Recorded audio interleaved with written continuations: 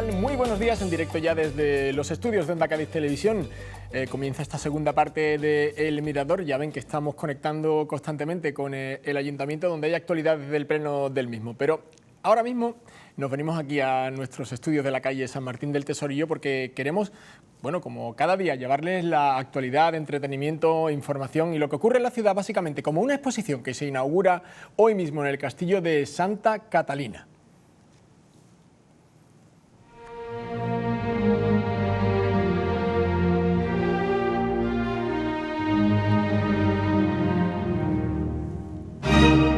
Hoy se inaugura una exposición con la presencia de 34 de los más de 1000 objetores de conciencia que estuvieron internados en el Castillo de Santa Catalina, que es precisamente donde se puede disfrutar de esta exposición. Se trata bueno, de una muestra llamada La verdad los hizo libres. Esta historia también merece contarse, una exposición que pretende poner en valor el sacrificio personal de unos 1000 jóvenes españoles que afirmaron ser objetores de conciencia frente al estamento militar con todas sus consecuencias. Eso ocurrió en una época entre 1950 y 1970 y se va a poner en valor precisamente en esta muestra.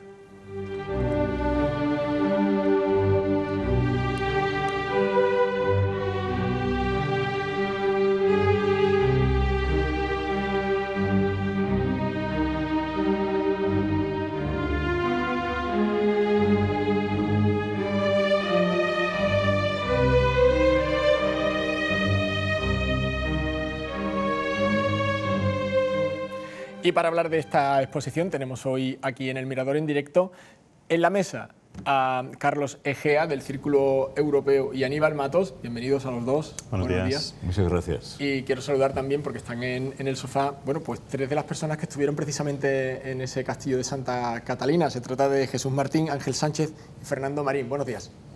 Buenos días. Bueno, ahora hablaremos con ellos, pero antes saludar y bueno, que nos cuenten un poco, ¿no?, sobre lo que va a versar más concretamente esta exposición. Carlos. Pues sí, hace más de un año se empezó a gestar este proyecto y se empezó a documentar debido a algunas negociaciones que se tuvieron con el señor Vila. También participaron la señora Carmen Montes, de Cultura, y el señor José María Sánchez, de Memoria Democrática.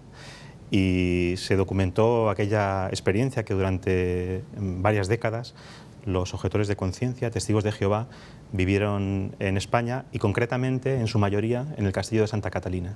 O sea, se trata de una exposición en la que traemos al presente algo que ocurrió, como decíamos al principio de esta charla, entre los años 50 y 70, testigos de Jehová que objetaron precisamente bueno, pues no a acceder al servicio militar y fueron condenados y estuvieron en el Castillo de Santa Catalina. Y el Círculo Europeo, que es vuestra entidad, de la que tú eres portavoz local, y Aníbal es el portavoz nacional, organiza esta exposición.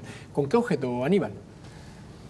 El objetivo principal es, como se ha comentado, poner en valor la decisión de unos hombres jóvenes que afrontaron con todas sus consecuencias, como ya se ha indicado, ir a prisión por negarse a empuñar las armas o por negarse al adiestramiento militar. La exposición arranca de una experiencia casi paralela, lo que estaba ocurriendo en Alemania con los objetores de conciencia testigos de Jehová. De ahí viene el nombre un poco, ¿no? Es decir, el nombre de esta exposición. El título sí, recoge una frase que utilizó la señora Sybil Milton, directora del Museo del Holocausto de Washington, con motivo de la experiencia de los testigos de Jehová en Alemania. Unos 2500 murieron como consecuencia del hostigamiento nazi. En un recuento histórico de esa experiencia, ella dijo: esta historia merece contarse. Tomando su frase, hemos relacionado la experiencia de los jóvenes testigos de Jehová desde la década de los 50 en adelante y le hemos añadido: esta historia también merece contarse, porque discurre en torno a la misma cuestión, el derecho a la objeción de conciencia. Un derecho por entonces no reconocido, aunque la persecución nazi en Alemania fue brutal, terriblemente sanguinaria, no ocurrió lo mismo, afortunadamente, en España. Una objeción de conciencia que ya tiene sus precedentes. Hablamos del año 50 al 70, 2 décadas, pero que tuvo precedentes en los años 30. Exacto, en los años 30 se tiene constancia de por lo menos 3 casos constatados que tuvieron lugar en esa época.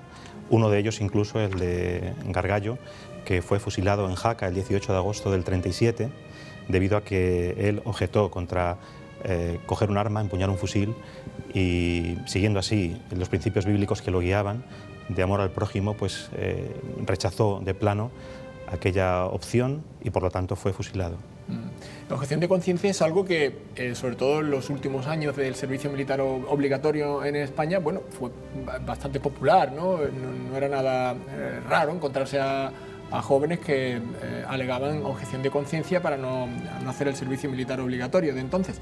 Pues claro, estamos hablando de una época, cuando ya nos remontamos a los años 50, en el que en España había una dictadura y se había prácticamente, bueno, cerrado, no las heridas, pero sí al menos de manera directa, una guerra civil, no las heridas de la misma. Claro, estamos hablando de dos ámbitos muy distintos. ¿Cómo cambia la cosa? Naturalmente. El concepto objeción de conciencia era totalmente desconocido para el estamento militar cuando aparecen los primeros objetores después del triunfo de las fuerzas nacionales, del franquismo. Por eso sorprendió al estamento militar que hubiese un joven con edad de hacer el servicio militar que dijese: no lo haré por razones de conciencia, soy objetor porque objeto al servicio militar o al adiestramiento militar por mis creencias, mi fundamento cristiano, que me enseña principios tales como no entrenarme ni adiestrarme para la guerra, ni ver al otro como mi enemigo. Eso sorprendió, como digo, al estamento militar a tal grado que los primeros fueron vistos como desequilibrados mentales. Uno de ellos fue finalmente dado de alta por locura mística y uno de los presentes en este plató fue considerado incluso loco y a punto de un tratamiento en un manicomio como consecuencia de su negativa al servicio militar. Así, esa lucha silenciosa de decenas, luego centenas, hasta 1 millar de jóvenes testigos, fue una lucha que contribuyó enormemente al reconocimiento de la objeción de conciencia como un derecho. En esta exposición, en la inauguración de esta tarde, van a acompañaros 30 y tantos, 34, ¿no? 34 objetores. De los más de 1 millar que has comentado que estuvieron recluidos en el castillo Santa Catalina. Imagino que procedentes de muchos lugares, no solo de nuestra provincia. Exacto, de toda España, y algunos de ellos tuvieron que ser internados o fueron internados en diferentes penales por toda España, en un rosario de prisiones que visitaron, más de 10 en algunos casos, y con condenas muy extensas. ¿Cómo habéis conseguido convocar a estos no tan jóvenes, pero sí jóvenes que estuvieron en el castillo de Santa Catalina? Ya no tan jóvenes, pero mantenemos un estrecho contacto con todos ellos y hemos podido conseguir invitar para que estuviesen presentes por lo menos 34 en representación de muchos más que irán pasando por la exposición durante estos 2 meses. Era imposible reunirlos a todos porque hubiésemos tenido aquí más de 500 objetores que seguramente hubiesen deseado estar presentes en un acto como el de hoy, pero el aforo no lo permite. No obstante, cuando hablamos de los objetores, a veces dejamos de lado un elemento fundamental: sus novias y sus esposas, porque ellas vivieron la objeción de conciencia con casi la misma dureza que ellos la vivieron. Verse privados ellos de su libertad estando casados. Algunos matrimonios se realizaron allí mismo, hasta 44 matrimonios en el penal, entonces penal militar de Santa Catalina. Pero esos jóvenes, una vez casados, aunque tenían la libertad de casarse, no la libertad de vivir su matrimonio en libertad. Porque la esposa salía a su casa, a su domicilio, y él permanecía en prisión. Y así en muchos casos, la decena de años. ¿Cómo se van a narrar esas historias en la exposición? ¿A través de imágenes? ¿A través de qué tipo de de herramientas habéis encontrado? Se han recogido, tenemos un archivo fotográfico muy extenso, incluso de muchas de las bodas que se realizaron en el castillo. Así hemos podido recopilar buena documentación gráfica, aparte de algunas de las historias más señaladas que también están recogidas en los paneles de la exposición. Y esto va acompañado también con una breve introducción a lo ocurrido en Alemania con nuestros compañeros de fe, los Bibelforscher o estudiantes de la Biblia, testigos de Jehová, que pasaron por una durísima prueba durante esos años también. Bueno, tenemos con nosotros, Carlos y Aníbal, a precisamente 3 jóvenes, se puede decir que ya jóvenes maduros, que pasaron precisamente por Santa Catalina. Así que ya les hemos saludado antes, pero nos gustaría que ya que les tenemos en plató, agradecerles, por supuesto, su gentileza de venir a contar su historia de manera directa. Jesús Martín, ya que tienes el micro, te va a tocar abrir el fuego, nunca mejor dicho. Bueno, yo fui reclutado en febrero de 1958. Por sorteo me correspondía ir a Melilla, o más concretamente a Nador, porque todavía había ejército pasada la frontera, o sea, eso era Marruecos, y entonces allí presenté mi objeción de conciencia. Para ellos era algo insólito en una ciudad que estaba militarizada, por decirlo así. Llegaban a coincidir la quinta anterior, y la que salía y la que entraba, unos 40.000 soldados. Y dije que no estaba dispuesto a hacer el servicio militar por razones de conciencia. Aquello no se entendía. De momento me enviaron a una prisión allí en Melilla, Rostro Gordo. Los primeros días pasé desapercibido, pero el que era el teniente general, don Ramón Gotarredona Prats, él tomó cartas en el asunto. Aquello era una ofensa increíble para el ejército.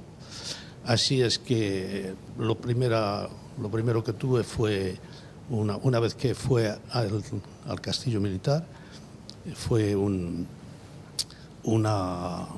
paliza tremenda, de la que salí vivo, yo diría de casualidad, hasta que quedé inconsciente, pisándome la cabeza y todas estas cosas. Me metieron en una celda y con la amenaza de que al día siguiente volverían otra vez a darme. Lo tomé como una amenaza, pero como una amenaza más, ¿no? Como la del papá que le dice al niño: si haces esto te voy a pegar. Pero no, al día siguiente encargó que fuese otro el que lo hiciese, y aquello pues francamente me dejó aturdido. Yo dije, pues me van a dar palizas hasta que me maten. El tercer día apareció un instructor del juzgado, un instructor militar, un teniente creo que era, y entonces al verme con la cabeza vendada y con el aspecto que tenía, me preguntó qué me había pasado. Yo dije, pues esto. Entonces dijo, bueno, pues no te van a tocar más. Te van a condenar a lo que quieran. Y lo que quisieron fue un total de 22 años de prisión. Pues cumplí 6 años y 6 meses, porque durante ese tiempo coincidieron indultos particulares, la muerte de 2 papas, Juan XXIII, Pío XII, y lo que denominaron los 25 años de paz de Franco. Así que salí en libertad condicional. La libertad condicional suponía volver otra vez al Sáhara, a un batallón de disciplina.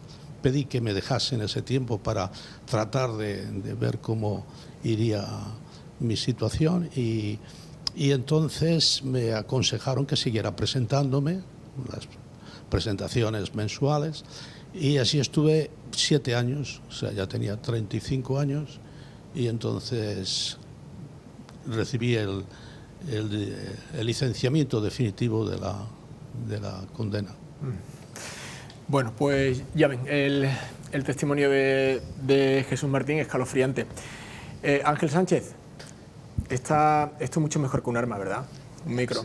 Y lo de abrir el fuego lo decía porque el fuego de la palabra es mucho más convincente y mucho más, en este caso, amable. Pues desde luego. ¿Cómo fue su caso? Porque claro, entendemos que llega un momento determinado en el que dice que no admite, ¿no?, ese adiestramiento, en este caso, porque estamos hablando de los 50, y le ocurre, entiendo que algo similar o parecido. Sí, algo parecido. O sea, cuando me llamaron para el servicio militar, me dijeron que me tocaba en la isla de Mallorca. De modo que los amigos y compañeros de trabajo decían, ¡uy, qué bien, te ha tocado Mallorca! Bueno, yo sabía que lo de bien en Mallorca no era la cuestión. Pero bueno, llegué allí, a lo que era el centro de instrucción de reclutas.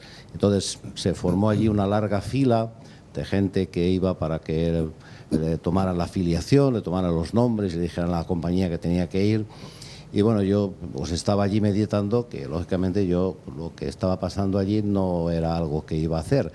Así que como el tiempo se pasaba y cada vez se me hacía más difícil todo lo que pasaba, pues me decidí a coger a alguien y contarle. Así que apareció por allí un hombre con estrellas, luego supe que era un comandante y lo llamé y dije, ¿puedo hablar con usted un momentito? Y dice, sí, sí, claro.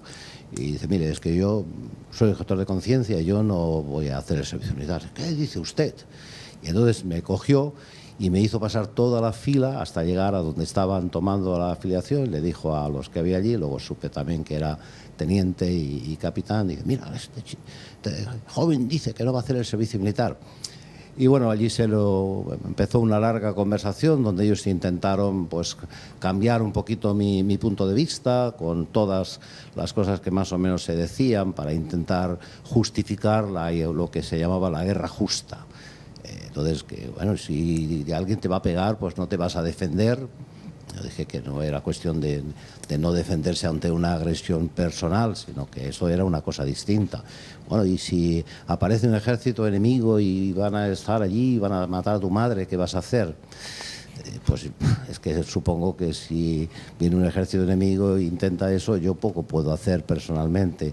Así que esto da a entender un poquito, como ya ha explicado Jesús, cuál era un poquito la mentalidad que había también en aquel entonces en cuanto a que el servicio militar era el gran honor que tenían los españoles y que cualquiera que intentara de alguna forma pues denegar ese honor pues les parecía muy raro. O sea, no había un gran entendimiento de la cuestión de la objeción de conciencia en nuestro tiempo, aunque poco a poco, y eso hay que decirlo también en relación con el estamento militar, que poco a poco se dieron cuenta de que era una cuestión personal de conciencia, que no iba contra ellos, no iba contra su mundo y su sistema y su deseo de defender al país, sino como una cuestión personal que cada uno tenía, y con el tiempo pues podemos decir que el sentido militar de la admiración hacia el valiente pues también de alguna manera nos benefició, porque les ayudó a entendernos un poco más,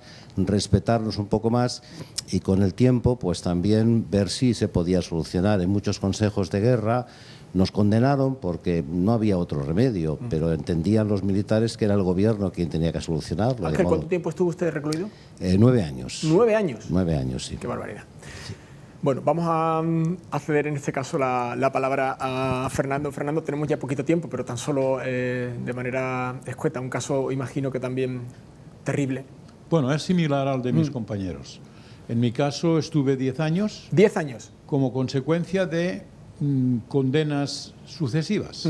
No era un caso exclusivo, era común. ¿Por qué? Porque el castigo, la condena, era la consecuencia de considerar que había habido un acto de desobediencia a un superior. Pero eso no restaba al hecho de que tenía uno que cumplir el servicio militar. De modo que cuando acababa de cumplir el arresto o la condena, primero un año, después otro año, finalmente 2 más, después 2 condenas de 6 años, pero siempre a continuación quedaba cumplir el servicio militar. Por eso Ángel contaba que íbamos y volvíamos a diferentes prisiones o hasta al batallón disciplinario sito en aquella época en el desierto del Sahara, en Ayun. Así que se fueron acumulando condenas hasta que se promulgó el reconocimiento de la objeción de conciencia en el año 1973.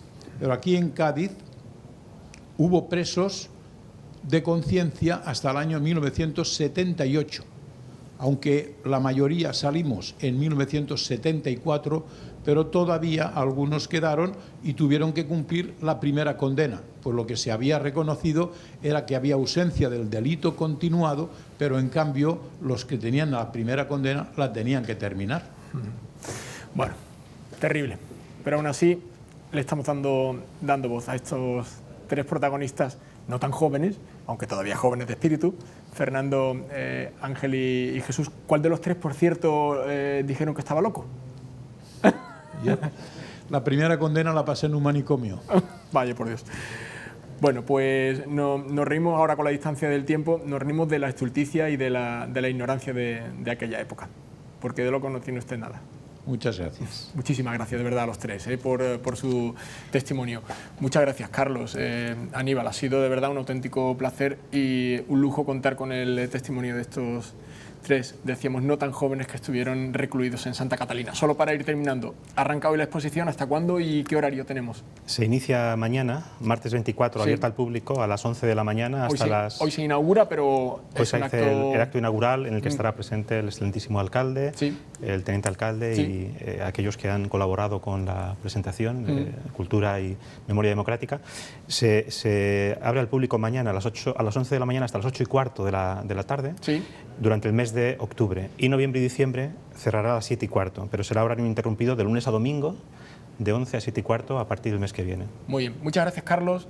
Aníbal, un placer, ¿eh? Un placer. Gracias. Muchas gracias. Y nada, ya saben, tienen una cita con la historia, la que nos han contado estos protagonistas de la misma y los organizadores de la exposición en Santa Catalina. Nosotros nos vamos porque la actualidad manda y nuestros servicios se desplazan rápidamente en directo a la Plaza de San Juan de Dios, al Ayuntamiento, para seguir con la información. Así que regresamos después desde aquí, desde los estudios de Onda Cádiz. Pero antes nos vamos al directo. La actualidad manda.